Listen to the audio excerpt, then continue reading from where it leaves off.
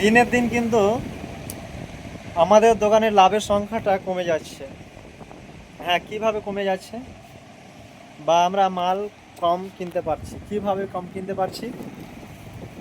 এখন চিনির দাম আকাশ ছোঁয়া, কিন্তু মানে আগুন লেগে গেছে এরকম বললেই চলবে। মানে চিনির দাম যে যে হারে বাড়ছে, তা আমরা 50 কিলো চিনি, এক বস্তাতে 50 কিলো থাকছে, সে বস্তা আগে আমরা কিনতাম 2100 টাকা, 2200 টাকা। এখন সে বস্তার দাম হচ্ছে 3200 টাকা, 3150, কারোর কাছে 3100 টাকা, মানে এরকম রেট, উল্টাপাল্টা রেট মানে চলছে। তো এই যে 1000 টাকা গোটায় এখন বেশি লাগছে, তো ওই 1000 টাকা দিয়ে আমরা অন্য কোনো মাল কিনতে পারতাম, অন্য কোনো মাল কিনে এনে দোকানে বিক্রি করতে পারতাম। আমাদের সেখানে ওই 1000 টাকা থেকে কিছু না কিছু পার্সেন্টেজ হতো। তো এই জন্য বলছি কি, এখন লাভ কিন্তু কমে যাচ্ছে, আর টাকা বেশি লাগছে, মাল কম পাচ্ছি।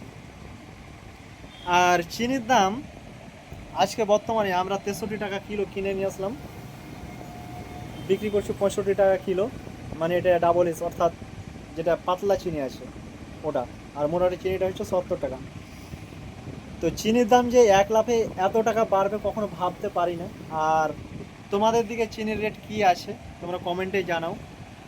আমাদের এটা ঠিকানাটা হচ্ছে ভাদো, রতুয়া থানার অন্তর্গত ভাদো পঞ্চায়েত। এখানে চিনির রেটটা এখানে এরকম আছে। আর তোমাদের দিকে কত আছে কমেন্টে জানাও।